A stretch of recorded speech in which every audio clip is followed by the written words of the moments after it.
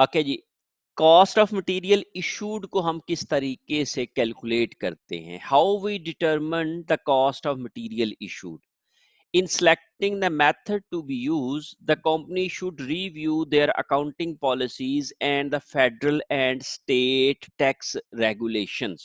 हमने कॉस्ट को कैलकुलेट करने का फॉर द इशूड मटेरियल हमें जो मेथड लगाना होता है ये दो चीज़ों पे डिपेंड करता है। नंबर वन कि हमारी अकाउंटिंग पॉलिसीज क्या हैं कंपनी की, उनके मुताबिक हम अपना जो मटेरियल्स के इश्यूएंस के वक्त मेथड यूज करते हैं फॉर द कॉस्ट कैलकुलेशंस, वो हम अप्लाई करते हैं। और दूसरी चीज जो हम देखते हैं कि हमारी फेडरल स्टेट की टैक्स रेगुलेशंस क्या हैं, because our objective is to minimise tax, हमारा टैक्स कम से कम होना चाहिए। तो उसके लिए हम लोग फिर अपनी टैक्स रेगुलेशंस को देखते हैं और उनको मद्देनजर रखते हुए हम ये देखते हैं कि हमें कौन सा जो कॉस्टिंग मेथड जो है वो अप्लाई करना चाहिए for calculations of issued material cost.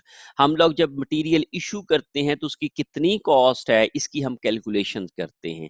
And for that purpose we use certain accounting method और कॉस्टिंग मेथड, जिसको हम लोग first in first out, last in first out और जो रनिंग एवरेज मेथड्स बोलते हैं। तो इन मेथड्स में से कौन सा मेथड यूज हम करेंगे ये डिपेंड करता है कि हमारी अकाउंटिंग पॉलिसीज क्या हैं, हम कंपनी ने कौन सा मेथड जो है वो डिसाइड किया हुआ है कि हम ये वाला मेथड यूज करेंगे। और ये हर एक मटेरियल के लिए डिफरेंट भी हो सकता है और तमाम मटेरियल्स के लिए एक भी हो सकता है।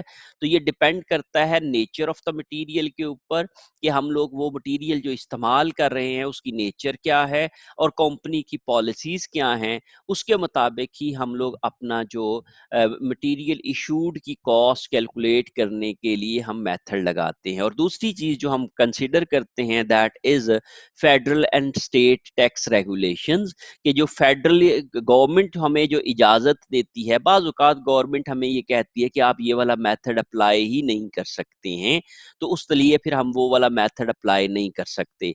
तो जो भी गवर्नमेंट की रेगुलेशंस हैं उनको भी मद्देनजर रखना चाहिए जब हम लोग एक कॉस्ट मेथड लगा रहे होते हैं। Okay, the flow of materials does not indicate the flow of cost. Flow of materials को फ्लो ऑफ कॉस्ट से हम इंडिकेट नहीं कर सकते हैं। Flow of materials is another thing and flow of cost is another thing.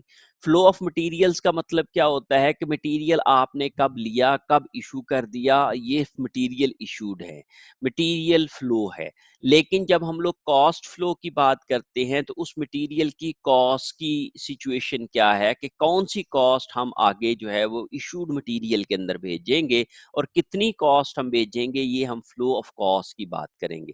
Flow of materials the order that materials are issued for use in factory, किस order के तहत हम मटेरियल को अपनी फैक्ट्री में इस्तेमाल करने के लिए इशू कर रहे हैं, उसको हम लोग कहते हैं flow of materials. And flow of cost means the order in which unit costs are assigned to materials। और मटेरियल को यूनिट कॉस्ट हम किस तरतीब से असाइन कर रहे हैं इसको हम लोग फ्लो ऑफ कॉस्ट कहते हैं। फ्लो ऑफ मटेरियल्स और फ्लो ऑफ कॉस्ट में फर्क हो सकता है। फॉर एग्जांपल, एक आदमी जो कि चीनी का कारोबार कर रहा है, उसके पास जो भी चीनी आ रही है वो डिफरेंट ड्यूरेशंस में डिफरेंट प्राइस के ऊपर आ रही है। वो जो डिफरेंट प्राइस है वो उसकी कॉस्ट कहलाएगी। जो मिसाल के तौर पे अगर एक आदमी ने उसको ऑर्डर प्लेस किया है कि मुझे जो है वो 10 बैग्स चीनी जो है वो प्रोवाइड कर दे, तो जो वो पकड़ के मटेरियल या ये चीनी की जो बोरियां लोड करेगा उसके ऑर्डर के लिए, वो कहीं से भी उठा के दे सकता है। मीन जो जो आगे पड़ी होंगी वो उठा के लोड कर देगा। इसको हम कहेंगे फ्लो ऑफ मटेरियल्स। अब उनकी कॉस्ट कितनी है, वो कौन सी कॉस्ट लगाएगा, तो उसके ऊपर हम लोग उसकी कॉस्ट कैलकुलेशन के लिए एक मेथड लगाएंगे which is called flow of cost method या calculation of cost for the material issued for the material sold. कि वो जब हम सेल कर रहे हैं तो उस वक्त उनकी कॉस्ट क्या होगी, इसकी कैलकुलेशन को हम लोग फ्लो ऑफ कॉस्ट में लेके जाते हैं।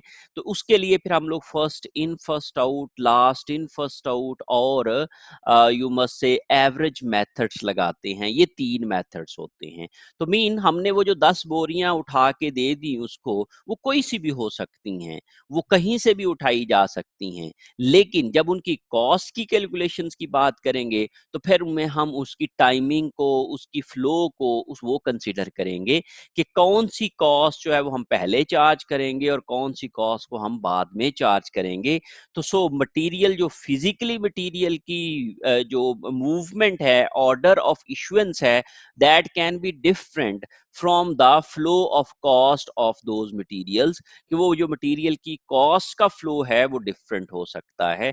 इसको हम लोग जो है वो आगे चल के कैलकुलेट करना भी सीखेंगे कि flow of cost of material किस तरीके से होता है। फ्लो ऑफ कॉस्ट के 3 मेथड होते हैं जैसे मैंने जिक्र किया। First one is first in first out method. Assume that material used in production are costed at the price paid for the oldest material and the ending inventory is costed at the price paid for the most recent purchases. First in first out method जैसे कि नाम से ही जाहिर है कि हम सबसे पहले जब इशू करेंगे मटेरियल्स को तो हम उसकी कॉस्ट कैलकुलेट करते हैं। तो इशुएंस ऑफ मटेरियल की कॉस्ट क्या होगी वो हम उसके मुताबिक करेंगे कि which material is came first, that would be issued first. इस जो पहले आया है मटेरियल उसको हम लोग पहले इशू करेंगे। फिजिकली नहीं ये जरूरी कि जो पहले आया है तो पहले इशू करेंगे। हाँ, जहाँ पे पेरिशेबल गुड्स होती हैं जैसे वेजिटेबल्स हैं, फ्रूट्स हैं, उनमें कोशिश होती है वेंडर्स की कि पहले वही वाला मटेरियल्स इशू किया जाए जो कि पहले रिसीव हुआ है, क्योंकि उनके पेरिशेबल होने के खदशात होते हैं।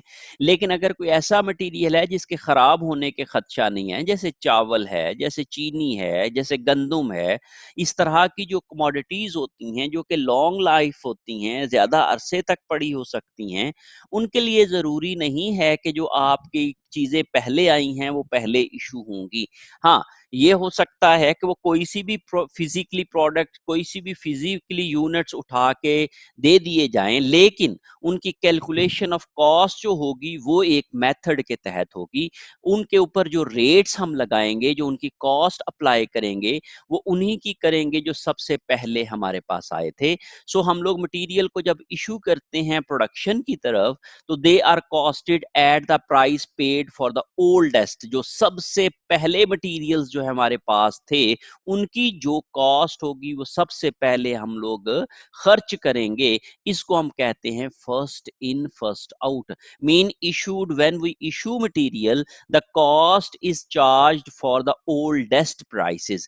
Cost is charged as per oldest prices. उसको हम लोग first in first out method कहते हैं। सो इसलिए जो इशूड होंगे वो ओल्डेस्ट यूनिट्स होंगे और उनकी कॉस्ट को इशूड कॉस्ट कहेंगे, और जो इन्वेंट्री में पड़े होंगे वो तो रीसेंट परचेजेस होंगी और उनकी कॉस्ट को हम लोग इन्वेंट्री कॉस्ट कहेंगे। जो रीसेंट परचेजेस होंगी उनकी कॉस्ट इन्वेंट्री कॉस्ट कहलाएगी।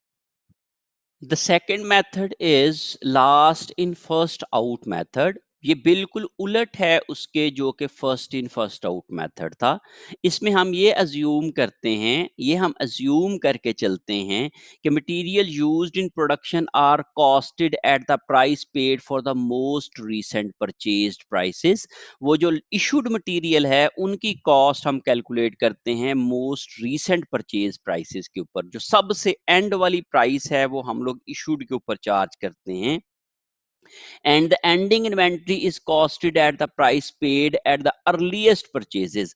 और जो सबसे पुरानी चीजें हैं और उनकी कॉस्ट जो है वो हम लोग वो जो इन्वेंट्री में पड़ी हुई चीजें हैं उनके ऊपर लगाते हैं।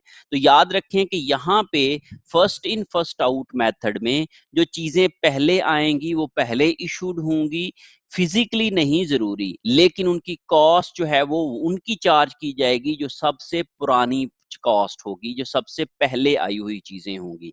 और यहाँ पे जो सबसे एंड पे आने वाली चीज़ें हैं, उनकी कॉस्ट जो है वो हम इश्यूड के ऊपर का चार्ज करेंगे। ओल्डेस्ट होगी कॉस्ट, वो वाली इन्वेंट्री में आ जाएगी, और जो मोस्ट रीसेंट प्राइसेस के ऊपर कॉस्ट होगी वो इशूड में चली जाएगी।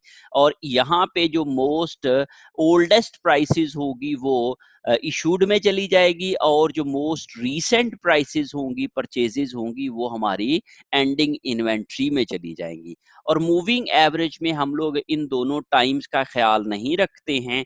जब जब हमारे पास मटेरियल्स आते हैं, हम लोग उनको एवरेज करते जाते हैं, और जब हम लोग एवरेज इशू करते हैं तो हम उसी एवरेज यूनिट कॉस्ट या यूनिट प्राइस के ऊपर जो है वो हम इशू कर देते हैं। Material issued and ending inventory are costed at average prices. Material issued और एवरेज इन्वेंट्री हम उस प्राइस के ऊपर चार्ज करते हैं जो कि एवरेज होती है। तो average unit price is computed every time a new lot of material is received. जब भी एक नई लॉट जो है वो रिसीव करते हैं तो उस वक्त हम एवरेज कैलकुलेट करते हैं। किसी भी तरीके से जब भी स्टोर में एक नई लॉट ऐड होगी तो हम लोग एवरेज कैलकुलेट करते हैं, and it continues to be used until another lot is purchase. उस वक्त तक हम उसी प्राइस के ऊपर, उसी कॉस्ट के ऊपर जो है वो हम कॉस्ट कैलकुलेट करते जाते हैं। जब भी एक नई लॉट आएगी तो हम एक नई एवरेज कैलकुलेट करेंगे, और वो एवरेज जो है वो हम आगे फर्दर इशुएंस ऑफ मटेरियल के ऊपर बात करते जाएंगे।